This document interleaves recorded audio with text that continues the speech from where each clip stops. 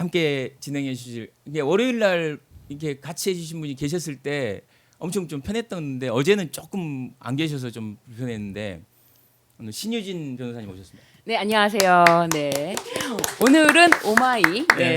보조 진행. 네. 다음에는 단독 진행을 꿈꾸는 야심가 오마이 TV 야심가군요. 지킴이 신유진입니다. 네. 너무 잘하실 것 같은데. 감사합니다. 아니 근데 이 패널을 하고 네. 진행을 해보니까 네. 전 진행자가 좀 어려운 것 같아요. 아, 그러시군요. 네, 저는 생각보다. 진행이 전문입니다. 아 그래요? 아니 그러면 이런 분을 쓰시고 저를 좀 이렇게 패널로 보조를 쓰셨어야죠. 네. 아닙니다. 오늘 열심히 보조를 잘 맞춰서 편안하게 예. 침대에서 진행하는 것처럼 편안한 감촉 느끼도록 해드리겠습니다. 네. 방송이 들어오시니까 완전히 다른 모습을 보여주시는군요. 네, 그렇습니까? 이런 분들이 네. 무서워요, 되게. 예. 그리고 오늘 그 수요일의 남자 예, 수요일마다 나오죠. 그러니까 제가. 수요일의 네. 남자 김필성 네, 변호사님 안녕하십니까 김필성입니다. 와, 박수를 다 치는 분이군요. 네, 감사합니다. 예. 아무튼 오늘도 뭐 여러 가지 아니 진짜 진행을 해보니까 진짜 국민들이 공부 많이 할 것 같아요.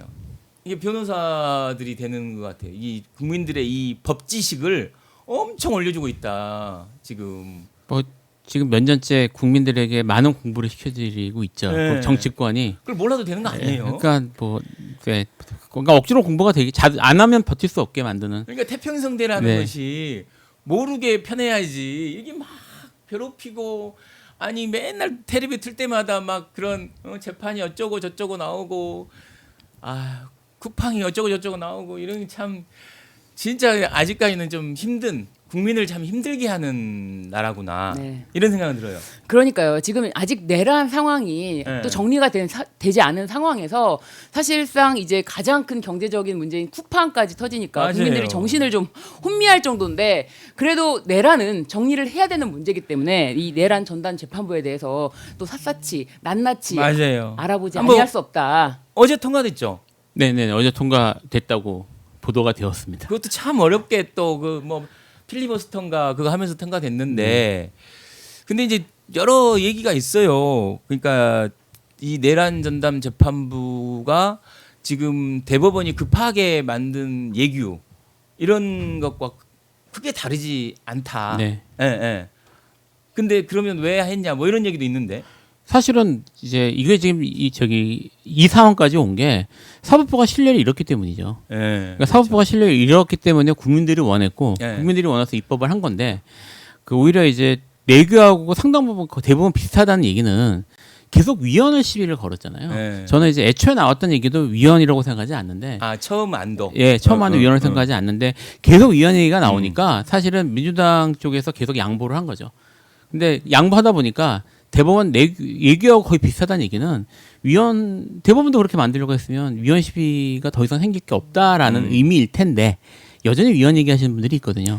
그러면 그럼에도 불구하고 예규와 다른 점을 대해서 짚어봐야 되잖아요. 재판 네. 지금 법과 네. 좀 뭐 다른 점이 있다면 그렇죠. 좀 일단은 예규에서는 중개에 관한 규정이 없습니다. 재판이 중개됨으로 인해서 사실상 중개. 보도되는 자료로만 보는 것과는 너무나 다르거든요. 사실 우리도 저희 같은 경우도 다른 재판에 출석하는 경우가 있지만 출석을 하지만 이렇게 내란 재판 같은 경우에 어떻게 이렇게 진행될 수가 있나 깜짝깜짝 놀랄 정도로 막 진행이 좀 국민들 보시기에도 이게 공정한 재판이 아니다. 이게 네. 어떻게 재판장이 변호인들한테 끌려다닐 수가 있지 하는 그런 모습이 생생하게 중계됐을 때 사실 많은 국민들이 더 공정한 재판을 기대하고 더 이거 잘못됐다라는 점을 확실하게 인식하는 거지. 사실 이게 만약에 보도 자료로만 나온다라고 하면은 생생한 느낌은 완전히 떨어지고 그렇긴 할 것 같아요. 그렇죠. 그리고 네. 이게 보도 자료로 말이 막 섞이는 거를 한 번에 보도할 수가 없잖아요. 네. 막 여기서 이 말 하네 저기서 이 말 했다라고 하더라도 보도 자료를 보면 그런데 이게 정말 이게 방송으로 볼 경우에는 와 완전 난장판이다라고 보여지는 그런 모습들 이것도 굉장히 중요하다고 중개. 생각이 그리고 들고요. 또 다른 또 한 가지는 영장 전담.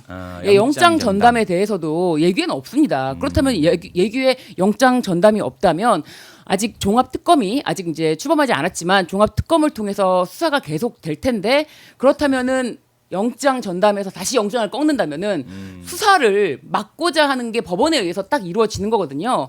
그렇기 때문에 영장 전담에 대해서도 별도로 지금 있는 영장 전담을 그대로 믿기는 어렵다라는 점도 많이 좀 보여지지 않았습니까? 네. 거의 영장 기각률이 뭐 최혜병 사건 같은 경우 90%니까요. 네. 그러니까 이런 점도 좀 꼼꼼하게 챙겨서 넣었다. 그렇기 때문에 사실상 이 부분에 대해서 얘기에 없던 것이 꼭 필요한 점 두 가지가 추가가 됐다. 그렇게 말씀을 드리고요. 그리고 판사의 그 임명 절차와 관련해서 조금 약간 네. 얘기와는 좀 다른 면이 있다고 예. 그러니까 뭐 절차에 대해서 사실 판사회가 들어와야 된다. 뭐 이런 얘기들이 네. 있었거든요. 이게 좀 헌법하고 좀 연결해서 말씀을 드리면 사실 이게 이것 때문에 위헌이다 아니다 말이 많았는데 헌법에는 어떻게 되어 있냐면 그 법관의 임명에 대해서만 대법원장이 하는 걸로 돼 있어요. 네, 그러니까 네, 내부적인 그런 인사나 이런 것들에 대한 규정은 없습니다. 그래서 이걸 법으로 하는 것이나 이런 게 문제가 없거든요. 근데 네. 이제 여기에 대해서 계속 문제를 삼고 사실은 그 누굽니까 그 현재 지금 담당하고 있는 재판관 장 중에 일부가 네, 네. 국민들이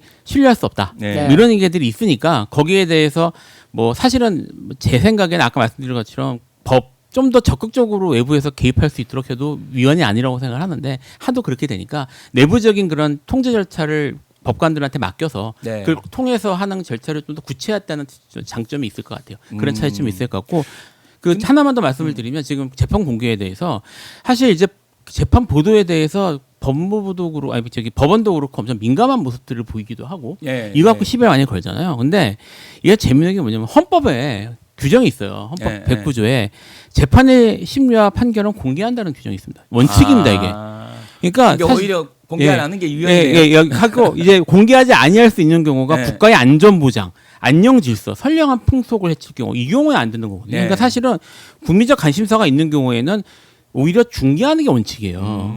근데 지금 현재 어떻게 돌아가고 있냐면 일부 실무는 툭하면 공개 안 하고 저희가 하는 재판 중에서도 공개 안 하고 그냥 판사가 안 하는 경우들도 꽤 많고요. 네, 몇 개 네. 있습니다. 있고 더 중요한 게 뭐냐면 그게 공개를 하는 재판인 경우에도 실제로 드로를 쓰는 사람이 많지 않잖아요. 그러면 다 추첨이나 이런 걸 통해서 근데 이제 실제로 드로를 쓰는 사람은 몇 명 안 돼요. 뭐 기자들이나 이런 사람들 무선 배정을 하거든요. 그러니까 중요한 재판들이 거의 대부분이 실제로 공개가 안 됩니다. 그러니까 사실은 이게 위헌적인 거예요. 그게 위헌적인 예, 근데 이런 얘기는 안 하잖아요. 맞습니다. 그리고 사실상 공개가 돼서 기자들이 들어올 수 있다고 쳐도 기자들이 기사를 어떻게 쓰냐에 따라서 재판 분위기는 완전히 다르게 전해지거든요. 사실상 김필성 변호사님이 그거는 가장 피부로 많이 느끼셨던 부분이고. 그렇죠. 지금 최근에 들어와서 뭐 예를 들어 제가 이제 했던 재판 중에 대표적인 최근에 했던 게 이제 대장동 사건 같은 경우에 맞아요. 최근에 들어서 이제 뭐 유동규나 남욱이나 이런 사람들 진술이 이런 얘기가 나오지만 사실은 그 전부터 진술들이 문제가 있었어요. 막 모순되고 그래가지고 검사가 당황하고 이런 게 있었는데 다 들어와서 봤거든요. 하나도 보도가 안 됐어요. 기자들이 보고 듣고 쓰지 않는다. 그러니까 예. 오히려 김필성 변호사님 페이스북이 더 정확한 거 아니에요? 그러니까 이제 뭐 제가 진행 중인 재판인 경우에는 이제 뭐 변호사 입장에서 자세하게 이렇게 쓰진 않죠. 네. 영향을 줄 수 있으니까 네. 그건 기본적인 제 변호사로서의 기본인데 네. 뭐 기본 사실은 보도는 해줘야 될 거 아닙니까? 공개 재판이니까. 근데 그런 내용들은 전혀 보도가 안 됩니다. 요즘엔 근데 재판 진행이 안 돼서 지금 페이스북을 안 쓰신 거죠? 뭐 이제 아직 어쨌든 정지돼 있지만 정지돼 있긴 하지만 제가 여전히 사건이 계속 중이니까 네. 뭐 이런저런 얘기를 쓰니 좀 조심스럽죠. 그렇구나. 그 재판에 관련된 것보다도 사실상 여러 가지 문제점들에 대한 지적을 좀 페이스북에서 많이 하셨고 페이스북에서는 굉장히 날카롭고 막 맞아요. 지적이 막 굉장히 뭐랄까 이렇게 분석가적인데 막상 만나면 얼굴은 이제 개구장이 아니 저도 순둥이 저도 부끄럽네요. 처음 뵀는데 페이스북으로 뵀던 그 글의 느낌하고 실제 느낌하고 조금 달라요. 아, 네. 뭐 길게 얘기는 안 할게요. 알겠습니다. 좋은 얘기라고 생각하겠습니다. 그렇지만 페이스북에서 뵀을 때는 진짜 그 정의 구현을 위한 마동석 마동석 느낌. 이상의 예를 네. 들면 정의로우면 내가 뭐든 그냥 하겠다 이런 느낌이었는데 진짜 순둥순둥하시네. 글 조심했어야겠네요.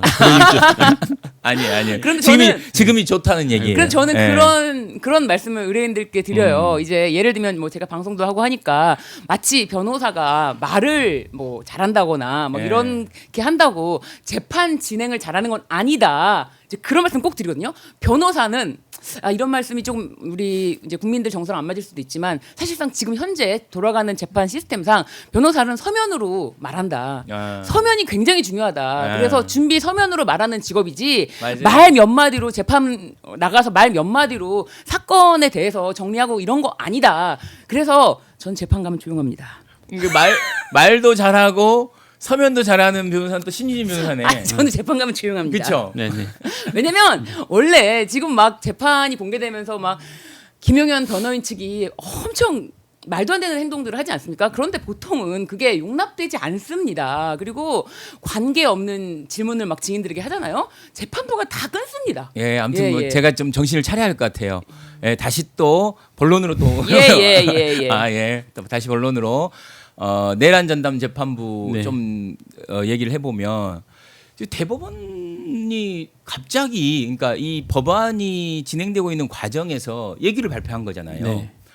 그러니까 정상적이라고 하면 처음부터 그러면 네. 처음부터 이 내란 재판이라는 게 특별하니 이제 속도도 내고 빨리 이 불확실성을 나라를 위해서 해야 되니까 재판부를 만들겠다라고 했으면 이럴 일이 아무것도 없는데 예를 들면 막 정치권에서 이제 이런 게 필요하다. 조희대 대법원장 체제를 좀 신뢰하기 어렵다. 여러 가지 이유로. 근데 갑자기 지금 한 일주일 상관인가요? 근데 얘기 만들고 또 뭐 출근길에 또 한마디 하고 그랬잖아요. 이런 것들은 또 어떻게 봐야 되는 거예요? 그러니까 국민들 여론과 입장에서는? 국민들의 그런 불만 같은데 밀린 거죠. 사법부가 사실은 그 전까지 정치를 한 거고요. 그러니까 이거 또 이제 헌법 얘기를 할까요? 헌법 제8조 이렇게 돼 있습니다. 대법원은 법률에 저촉되지 않는 범위 내에서 소송에 대한 관한 절차, 법원의 내부 규율과 사무 처리에 대한 규칙을 시행할 수 있다. 네. 이거 분명히 여기 헌법에 법률에 저촉되지 않는다고 돼 있어서 법률 우선이에요. 네. 여기에 대해서 법률을 정하면 되는데 네. 여기 아무도 얘기 안 하잖아요. 이거 정하면 다 위헌인 것처럼 주장을 했고 그러니까요. 대법원도 그렇게 얘기를 했는데 이게 네. 정말 현실화돼서 네. 법정 가서 싸우면 이거 지금 헌법 찾아보면 다 누구나 확인할 수 있는 거거든요. 못 이깁니다. 이러니까 이제 그쪽에서 더 이상 정치적인 그런 걸 하지 않고 물러날 수밖에 없는 상황이 된 거죠. 그럼에도 불구하고 대법원에게 전적으로 뭐 신뢰할 수 없는 부분이 말씀드렸지만 뭐 영장 전담 그대로 하겠다. 영장 전담은 가장 중요합니다. 근데 영장 전담은 우리가 딱 앉혀놓은 그 사람들이 그대로 할 거야. 이거에 대해서까지 예규를 사실상 만들었겠는가. 스스로 결국엔 밀려서 했는데도 불구하고 영장 전담은 빠져도 돼. 라고 하면 쓱 물러났잖아요. 그러니까 이제 그런 점들 그런 게 완전히 꼼수다라는 생각이 들고 사실상 제가 네. 예, 하나 질문을 네. 제가 네, 질문을 예. 질문이 많아요. 예. 변호사님들한테 알겠습니다. 제가 리갈 마인드가 조금 부족해서 그러면 이제 법률이 통과됐잖아요. 네.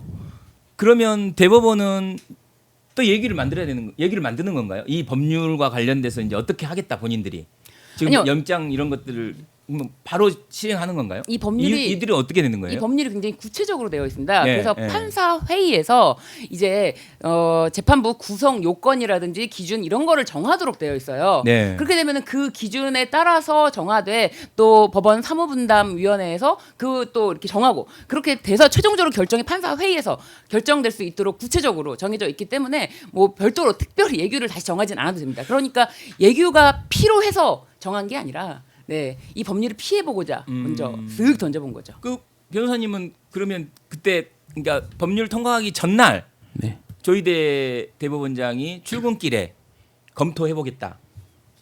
뭘 검토하는지 모르는데 아무튼 검토하겠다라고 하고 네. 들어갔어요. 네. 그럼 이제 법률이 통과됐어요. 네.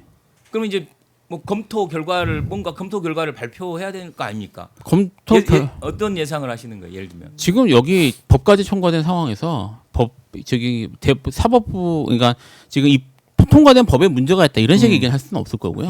지금 주어진 것에 대해서 사실 말씀하신 것처럼 구체적인 내용들이 이미 다 정해져 있어서 따라서 하면 됩니다. 근데 네. 어쨌든 법률에 저촉되지 않은 범위 내에서 여기 내부 규율 사무 처리에 대한 규정을 제정할 수도 있거든요. 네. 뭐 그런 거를 일부 제정할지는 모르겠어요. 어떻게 대응할지. 근데 네. 지금 어쨌든 여기에 대해서 그 사법부가 네. 강하게 반발하는 모습은 보기는 어려울 것 같아요. 그렇죠. 네. 법률에 의해서 해야 되는 거니까.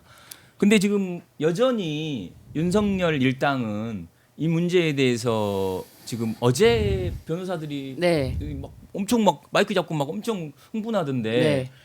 지금 그러니까 지금 이게 예측될 수 있는 게 재판부의 위헌 제청 신청과 네. 위헌 심판과 관련돼서 헌법 소원 네.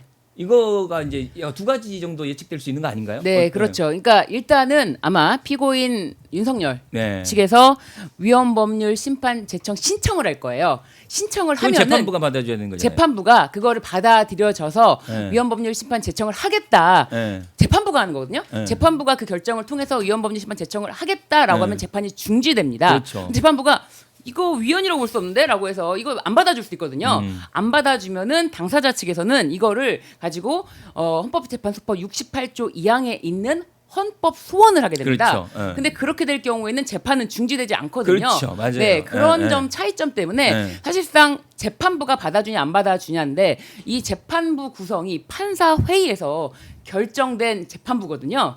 그럼 근데 1심 그 직위원 재판부에서는 신청을 못 하는 거예요? 이 사건은 이 법률은 일단 계속된 법원에서 계속되기로 한다. 그러니까 네. 지금 진행 중인 사건에 대해서는 현재 계속된 법원에서 계속 진행한다라는 부칙을 또 마련해 두었어요. 아. 그렇기 때문에 1심에 대해서는 지금 진행하고 있는 재판에 관해서는 이 법률이 적용되지 않는 거예요. 네, 그렇기 때문에 항소심으로 넘어간다고 하더라도 항소심 재판부 구성 자체를 했던 사람들이 바로 판사회의입니다. 판사회의가 나를 구성했지만 판사회의가 구성한 게 위헌이야라고 하면서 위헌법률 제청 신청을 하기가 법원에서 직접 위헌법률 제청을 하기가 어렵지 않을까. 이거 아마 시청하시는 분들은 되게 좀 헷갈리실 수 있을 것 같아요. 되게 이 개념이. 그러니까 제청은 법원이 재판부가 해야 네. 되는 거고, 그러니까 그건 어떻게 했든 윤석열 변호사 측에서 재판부에 요청을 하는 거죠. 신청해달라. 신청을 요청하고 피고인이 네. 피고인이 하고 이 제청과 관련돼서 재판부 권한인데 지금 1심의 직위원 재판부는 그 권한이 없다는 거죠. 이 법안 안에 이미 일종의 그 1심은 직위원 재판부가 하고 네. 2심부터 한다라는 네, 것 때문에 이 위헌적 요소를 제거했다라고 볼 수 있다는 거잖아요. 뭐 그 부분에 대해서는 이제 1심도 관할할 것이냐에 대해서도 네. 사실상 종전에 이제 수정되기 전 뭐 이미 없어진 법률이라 설명드리기는 좀 불필요합니다만 그것도 이제 사실상 재판의 전제성이 있다고 보기 어려운 법률 조항이었거든요. 그래서 뭐 직위원이 그 당시 법률에 의하더라도 직위원이 그냥 내가 직위원 재판장님이 제가 죄송합니다. 변호사님. 죄송합니다. 네네. 직위원 재판장이 그냥 받을 내가 수 계속 있어요. 하겠다라고 하면은 계속 하는 거였어요. 그렇기 때문에 재판 전제성이 있다고 보기는 어려웠다. 예, 그래서 그 점에 대해서 위헌성 여부는 좀 그 지점은 아니었다라는 점을 말씀드릴게요. 그러니까 조금 이제 예. 부연해 설명을 하면 일단 위헌 법률이 문제 삼는 방법이 투 트랙이 있다고 보시면 돼요. 지금 그 말씀을 하신 건데 이제 일단 법원에 신청을 합니다. 위헌이다. 그렇죠. 신청을 하면 이 법원에 신청할 때는 조건이 있어야죠. 이 법률이 헌법 위헌인지 여부가 재판의 전제가 된 경우. 요게 이제 전제입니다. 그러니까 이 재판과 예. 연관이 돼 있어야. 예, 그러니까 근데 직위원 재판부가 계속 하는 거면 사실은 재판 전제성이 인정되기 어렵겠죠. 새로운 재판부 구성되는 재판부에 갔을 경우에 공정한 재판을 받을 권리가 침해했다 뭐 이런 식으로 구성을 네. 해가지고 할 수 있는 건데 이거를 이제 그러면 법원이 받아보잖아요. 재판부가 받아보고 이거 일리가 있네. 그러면 재판부가 올려보내는 게 있고 재판부 이거 말도 안 되는 소리니까 나는 인정 못해. 라고 하면 재판부를 통과하지 않고 직접 가는 방법 두 가지가 있습니다. 그렇죠. 두 가지가 있는데 그러니까 재판부가 올릴 경우에는 재판이 중지돼요. 그렇죠. 근데 이게 재판부가 받아주지 않았는데 이걸 기각했는데 직접 올리는 경우에는 그렇죠. 재판이 헌법 그냥 소원이라 그러죠. 예, 그걸 헌법소원이라고. 네, 그러니까 네. 절차가 두 가지가 있고요. 지금 그러니까 중지되는 게 걱정되는 건 어느 경우냐면 그 재판부가 받아보고 이거 문제가 있네? 라고 생각하는 경우가 이제 할 것인가의 문제인데 사실 저는 솔직히 이야기하면 이제 조희대 코트를 신뢰하기가 좀 어렵기 때문에 어떤 일이 벌어질지도 모른다는 생각은 듭니다만 맞아요. 상식적으로 생각을 할 때 네. 지금 그 재판부가 지금 이제 이걸 이제 재판의 전제성을 판단할 그 재판부가 판사회의를 거쳐가지고 법원 내에서 자기들끼리 판사들끼리 해가지고 결정된 사람들이잖아요. 네. 근데 이 재판부가 자기가 그렇게 해서 선택받아가지고 온 사람이 공정한 재판을 받을 권리를 침해하는 것 같아. 내가 재판하는 그렇죠. 건. 그러긴 어려운 거죠. 그러니까 네, 제청, 네, 그 말씀하시는 거예요. 네. 그러니까 제청을 할 건 가는- 어렵다. 어렵지 네. 않겠냐는 얘기죠. 네, 그렇죠. 네. 네. 현실. 네, 왜냐하면 네. 그 제청을 하게 되면 본인 그 재판을 하는 재판관이 네. 그 제청 이유를 또 써야 되네요. 네, 서면으로. 네, 그렇죠. 서면 네. 좋아하시잖아. 서면으로 써서 헌법재판소에 예. 올려야 되는 거잖아요. 네, 네. 근데 얼마나 좀 웃겨요. 그쵸. 자기 모순이잖아요. 예, 예, 그러니까 그렇잖아요. 예, 자기가 저기 판사회가 자기를 지명해서 자기가 재판부로 왔는데 그러니까요. 내가 재판하면 불공정한 재판이 될 것 같아라고 써야 되는 거니까. 스스로 자기를 이렇게 네. 예, 예. 그러니까 쉽겠냐는 얘기죠. 그 말씀하시죠. 그건 어렵다. 그건 어렵다라는 거고. 그럼 이 헌법소원 할 거 아니에요. 무조건 하겠죠. 그쪽. 지금 뭐 어제 변호사들 전혀 걱정 태도를 없습니다. 보니까 네네. 근데 전혀 걱정 없습니다. 그렇더라도 그 쫄깃함이 또 국민들 사이에 또 이런 옛날에 그 탄핵 때도 보면 뭐 몇 대 몇이니 막 하고 막 그랬었잖아요. 네. 근데 어찌됐든 그것과 헌법소원을 해도 네. 위헌적 요소는 없다 뭐 이런 거잖아요. 네네. 전혀 없기 때문에 그 부분에 대해서는 사실상 오히려 국민들이 그 부분에 대해서 걱정한다기보다도 이거 좀 더 세게 나갔어야 되는데 어차피 만약에 걱정하시는 부분이 헌법소원도 예. 할 거고 할 건데 그렇다면은 너무 많이 물러선 게 아닌가, 너무 많이 양보해 준 것이 아닌가 이런 지점에 대해서는 오히려 걱정이 되는 지점이 있어도 뭐 헌법소원을 하는 것에 대해서까지 걱정하실 부분은 아니다. 네. 그러니까요. 네. 사실 이런 어떤 전담 재판부와 관련된 부분이 완전히 뭐 없는 사례도 아니잖아요. 전담 재판부는 많이 지금도 있어요. 그러니까요. 예, 지금도 뭐 저기 재판부들이 있고요. 네. 그 내부적으로 그 많이 있는 거고 지금 저기 멀리 갈 것도 없습니다. 예규로 만들겠다고 했잖아요. 며칠 전에. 그러니까요. 그러니까 사실 아니, 할수 만드는 있었던 예, 거잖아요. 만드는 건 전혀 문제가 없는 건데 근데 네. 그걸 법률로 하는 거예요, 그냥. 아니 그러니까 저 윤석열 일당들이 막 변호사들이 나와서 막 얘기하니까 국민들도 약간 불안하고 막 그런 마음이 있는 것 같아요. 그래서 그 얘기 중에 야 이런 재판부는 세계사적으로 없는 뭐 이런 얘기다 뭐 이런 식으로 얘기하잖아요. 네네. 그렇다면 얘기를 어떻게 만들려고 했을까요? 그러니까요. 네네. 아니 저는 약간 대법원이 얘기를 만들려고 했던 그거 자체가 네. 사람들한테는 이건 만들 수 있구나 네. 라는 걸 보여주는 것 같아요. 그렇죠. 그렇죠. 네네. 그리고 재판부는 사실 대법원에서 뭐 검토하겠다라고 하더라도 이거는 통과된 법률이기 때문에 통과된 법률에 대해서 재판부가 뭐 대법원이 왈가왈부할 수 있는 방법은 없다. 네, 그 말씀을 드리겠습니다. 그리고 이제 좀 약간 어떻게 보면 약간 진실 얘기하는 건데 우스갯처럼 들릴 수도 있는데 그저께 윤석열 재판 할 때요. 네. 할 때 그 내란 저기 이제 계엄을 한 이후로 아우, 너무 심각했죠. 예, 심각하게 이유가 너무 심각해요. 통닭을 사줄 수 없다 사병들에게. 그러니까 맞아요. 예, 저도 그거 기사로 잠깐 제가 본 것 같아요. 이야기 정말 그렇게 얘기했으니까 제가 지금 하는 건데요. 그분들이 생각하는 내란의 요건 이게 이제 내란이라는 게 무슨 뭐 특히 이제 그 비상계엄 같은 경우는 예. 그 전시에 준하는 상황이거든요. 이분들의 법률적 판단은 전시에 준하는 상황에 통닭을 못 사주는 거. 그러니까. 그런 정도의 법률적 판단을 가지고 하시는 거예요. 그게 예산이 깎여서 그랬다는 거죠. 그러니까 못 사주는 거. 그러니까 그 윤석열 쪽에서 얘기하는 법률적 판단에 대해서 너무 의미를 주지 않으셨으면 좋겠어요. 알겠습니다. 저 정말 예. 그거 기사를 저는 기사로 소심이라서. 봤다가 정말 너무 깜짝 놀랐던 게 예. 자세히 읽어봤는데 어떻게 이렇게 생생하게 거짓말을 지어낼까? 예. 단순히 통닭 때문에 뭐 이렇게 심각하게 얘기가 아니라 자기가 해병들을 만났더니 우리 부사관님들 좀 처우 좀 신경 써 주십시오. 우리 부사관님들이 돈이 없어서 저희들 통닭도 못 사줍니다. 이렇게 얘기를 자기가 들었다는 거예요. 어떻게 통닭 사줄 돈까지 깎냐 이거야 민주당. 통닭 사줄 돈까지 깎아도. 그래서 또 팩트 체크를 했는데 그랬다니? 오히려 민주당에서 예산을 깎은 것이 아니고 네. 오히려 정부에서 예산안을 올릴 때 네. 군인들 이 복지 관련해서 1,000억인가요?를 감액을 해서 올린 거예요. 그래서 오히려 예결위 해서 이거 감액된 거 많이 증액을 차라리 해라라고 얘기를 해도 그냥 무시. 자신들이 깎아서 올려놓고 민주당이 깎았다고 거짓말을 막 법원에서 저렇게 아무렇지도 않게 뻔뻔하게 한다는 게 너무 놀랐습니다. 현재 판결문에도 있지만 설령 뭐 본인들 예산이 좀 이렇게 했다. 이게 이제 민주적 절차로 해서 이제 이렇게 국회에서 권한이잖아요. 네. 국회 권한을 했다 해서 그걸 막 계엄해갖고 해결해야 될 문제냐? 정치적으로 서로 대화하고 얘기를 해야 할 문제지. 그런 거 아닌가요? 뭐 당연하죠. 그건 저기 규정이 안 맞아요. 그러니까 뭐 멀리 갈 것도 없이 저기 비상계엄은 요건이 안 맞습니다. 근데 그 비상계엄 요건을 통닭을 얘기하면서 비상계엄 요건 그것 때문에 비상계엄을 했다고 하면서 그걸 자기가 정당하다고 얘기하는 거거든요. 정당하다고. 그러니까 전시 사변 수준의 심각한 국가 위난 상태라고 판단했다는 거예요. 통장을 못 써주는 게.